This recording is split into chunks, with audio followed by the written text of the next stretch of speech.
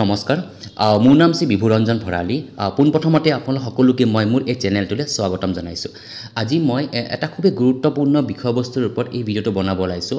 আপোনালোকে বৰ্তমান সময়ত পইচন মাহৰ ওপৰত বিভিন্ন ধৰণৰ এক্টিভিটি কৰিও আছে বা লগতে সেইবোৰ ডাটা আপোনালোকে ডেশবৰ্ড আপলোড কৰিও আছে এতিয়া চাওক তাৰ ভিতৰত এটা খুবেই ইম্পৰ্টেণ্ট এক্টিভিটি আছিল যে আপাৰ আইডি কেনেকৈ বনাব লাগে এতিয়া আপোনালোকে অলমোষ্ট আপাৰ আইডি ভালদৰে সকলোৱে ঠিকে থাকে বনাইছেও আৰু এইখিনি আপলোডো হৈছে কিন্তু তাৰ মাজতো কেতিয়াবা কিছুমান পইণ্টত কি আহিছে যে যেতিয়া আপোনালোকে গোটেইখিনি কাম কৰি দিয়াৰ পিছত ছাবমিট কৰি দিয়ে ছাবমিট কৰাৰ পিছত এনেকুৱা ধৰণৰ মেছেজ আহে এন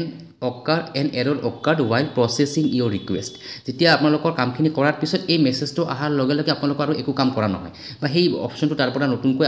কৰিব লগা হয় বা তাতে কিবা এটা খেলিমেলি হৈ আছে যাৰ বাবে এনেকুৱা ধৰণৰ মেছেজ আহি আছে গতিকে সেইটো ছাকচেছফুলি হোৱা নাই তো এতিয়া আমি সেই প্ৰব্লেমটো কেনেকৈ ছৰ্ট আউট কৰিম সেইটোতো মই এতিয়া দেখুৱাব ওলাইছোঁ ক্লিয়াৰ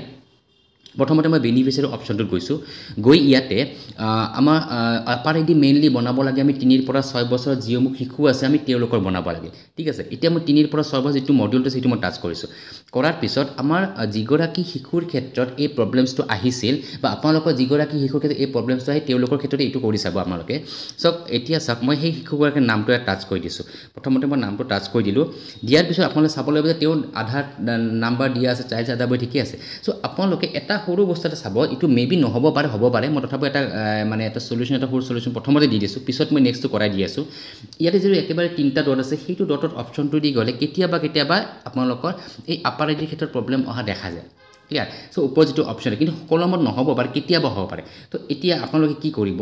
ইয়াত মই বেক কৰি দিছোঁ দিয়াৰ পিছত এই যিটো অপশ্যনটো আছে আৰিয়ান আহমেদৰ নামৰ লগত 3টা ডট এই 3টা ডট গ'লোঁ আমি গৈ এতিয়া আমি কৰি চাম ঠিক আছে চ' এতিয়া মই ৰিট্ৰিভ আপাৰ আইডি বুলি আছে সেইটো টাচ কৰি দিছোঁ দিয়াৰ পিছত মেইনলি আমাৰ আপাৰ আইডিত কৰিব লগা কি থাকে যে আমাৰ প্ৰথমতে শিশুৰ ডিটেইলছখিনি থাকে তাৰপিছত আমি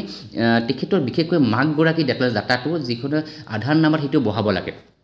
এইটো মই ডাটাটো বহাই এতিয়া আপোনালোকক দেখুৱাই দি আছোঁ যে প্ৰব্লেমছটো কেনেকুৱা আহি আছে চাওক এতিয়া মই সেই প্ৰথমতে বক্সটো টাচ কৰিব লাগিব সৰুকৈ যে বক্সটো আছে সেইটো বক্স টাচ কৰি দিলোঁ দিয়াৰ পিছত ৰিলেশ্যনশ্বিপ উইথ চাইল্ড বুলি আছে সেইটো মাদাৰ বুলি দিছোঁ কাৰণ মাকৰে আমাৰ ডাটাটো দিব লাগে সাধাৰণতে ঠিক আছে চ' দিয়াৰ পিছত মাকৰ নামটো ইয়াতে আহি গ'ল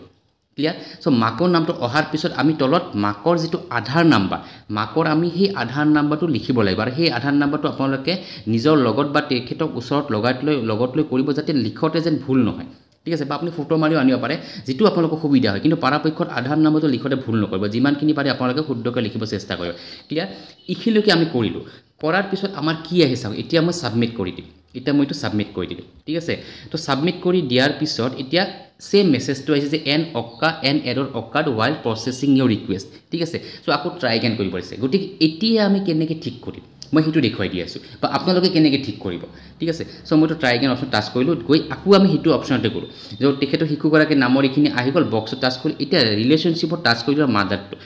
এতিয়া চাব যে নেম অফ পেৰেণ্টছৰ বা গাৰ্জেনত মাকৰ নামটো আহি গৈছে হয়নে এতিয়া এটা বস্তু লক্ষ্য কৰিব যে মাকৰ যিটো নাম ইয়াতে লিখা আছে মাকৰ এইটো নাম য'ত এইটো লিখা আছে সেই নামটো আধাৰ কাৰ্ডৰ লগত একে হয় না নহয় সেইটো প্ৰথমতে চেক কৰিব যে আধাৰ কাৰ্ডৰ নিচিনা একে নামটো লিখা আছে নাই ইয়াতে এটা বস্তু চাব যে স্পেচ বেছি দিয়া আছে আৰু যিটো ছেকেণ্ড হৈছে কি আৰিফা আখতাৰ তেখেতৰ আখতাৰৰ প্ৰথম যিটো ছেকেণ্ড ৱৰ্ডৰ প্ৰথমটো এলফাবেটটো তেখেতৰ স্মলাৰ হৈ আছে মই কেপিটেল দিছোঁ আৰু স্পেচটো কমাই দিছোঁ কাৰণ কিয় স্পেচ কমাইছোঁ কাৰণ আধাৰ কাৰ্ডত ইমানটা স্পেচ নাই ঠিক আছে তো তেওঁলোকৰ ইয়াতে ভুলতে নামটো লিখোঁতে চাগে স্পেচ বেছি হৈ গৈছে আৰু আপোনালোকেও সেইটো চেক কৰিব যে আপোনালোকৰ যেতিয়া ৰিলেশ্যনটো আহি দিব মাদাৰ বা ফাদাৰ যিটো টাচ কৰে তাৰপিছত যিটো নাম ইয়াতে আহিব গাৰ্জেনৰ সেই নামটো আধাৰ কাৰ্ডৰ লগত একে হৈ আছে নে নাই সেইটো প্ৰথমতে চেক কৰিব ঠিক আছে তো তাৰপিছত আপোনালোকে কি কৰে এইটো নামটো মই এতিয়া ঠিক কৰি দিলোঁ আৰু কাৰেকশ্যনটো বহুতো চিন্তা লাগে যে আমি কাৰেকশ্যনটো কেনেকৈ কৰিম কাৰেকশ্যনটো আপোনালোকে ইয়াতে কৰিব পাৰে মই ইয়াতে আপোনালোক দেখুৱাই দিলোঁ কেনেকৈ কাৰেকশ্যন কৰিব লাগে এই বক্সত গৈ আপোনালোকে কাৰেকশ্যনটো কৰিব পাৰে নামটো যেনেকুৱা ধৰণৰ আছে সেনেকুৱা ধৰণে আপোনালোকে ছেম টু ছেম ইয়াতে লিখি দিব পাৰে ঠিক আছে কিবা যদি এলফাবেট যদি কিবা লিখা ভুল হয় কেপিটেল স্মলাৰ হয় বা লিখোঁতে যদি ভুল হয় সেইটো আপোনালোকে ইয়াতে কাৰেকশ্যন কৰি ল'ব ক্লিয়াৰ তো লিখি লৈ উঠি এতিয়া তেখেতৰ নাম্বাৰটো যিটো আধাৰ নাম্বাৰটো আছে সেইটো মই আকৌ এবাৰ ইয়াতে লিখি দিম তো আধাৰ নাম্বাৰটো লিখি দিয়াৰ পিছত নেক্সট আমাৰ পৰ্যায়টো আধাৰ নাম্বাৰটো লিখি দিলোঁ মই এবাৰ তথাপি চেক কৰি চাওঁ যে নাম্বাৰটো ঠিকেই আছে নাই নাম্বাৰটো আমাৰ ক্লিয়াৰ ঠিক আছে সো নামটো মই কাৰেকশ্যন কৰিলোঁ আৰু এটা আধাৰ নাম্বাৰটো নতুনকৈ লিখি দিলোঁ ঠিক আছে আৰু এই যিটো UID বুলি লিখিছে সেইটো মানে কি অথেণ্টিকেশ্যন মেথডটো হয় যে UID থ্ৰুদি মানে এইটো আমাৰ আধাৰৰ যিটো নাম্বাৰটো সেইটো আমি লিখিব লাগিব অথেণ্টিকেশ্যন ID নাম্বাৰটো আৰু অথেণ্টিকেশ্যন ID নাম্বাৰটো আমি নাম্বাৰটো লিখিব লাগিব আৰু ইয়াতে অথেণ্টিকেশ্যন মেথড অলৰেডি UID বুলি লিখি আছে ইয়াতে আপোনালোকে একো কৰিব নালাগে ক্লিয়াৰ এতিয়া মই ছাবমিট কৰিম এতিয়া ছাবমিটৰ অপশ্যনটো মই এটা টাচ কৰি দিছোঁ দিয়াৰ পিছত এতিয়া চাওক APAAR ID is successfully created retrieved and link clear so আপোনালোকৰ ইয়াতে আপাৰ আইডিৰ তেখেতৰ শিশুগৰাকী ক্ৰিয়েট হৈ গ'ল আৰু এনেকুৱা ধৰণে প্ৰচেছত আপোনালোকৰ যদি এই যিটো যিটো এৰৰ বুলি মেছেজ আহে সেই এৰৰ বোলা মেছেজটোৰ পৰা আপোনালোকে কেনেকৈ শুদ্ধকৈ কামটো কৰিব পাৰিব সেইটো মই এতিয়া ভিডিঅ'টোৰ জৰিয়তে দেখুৱাই দিলোঁ কাৰণ আপোনালোকৰ নেক্সট অহা পৰহি দিনা আপোনালোকৰ এটা প্ৰগ্ৰেম এটা আছে তাতো আপোনালোকে কিন্তু সেই আপাৰ আইডি ক্ৰিয়েশ্যনৰ ওপৰত কামখিনি কৰিব লগা আছে বা ৰেকৰ্ড মেইনটেইন কৰিব লগা আছে গতিকে আপোনালোকে যদি কোনোবাই এইটো প্ৰব্লেম পাই আছে তেওঁলোকে লগে লগে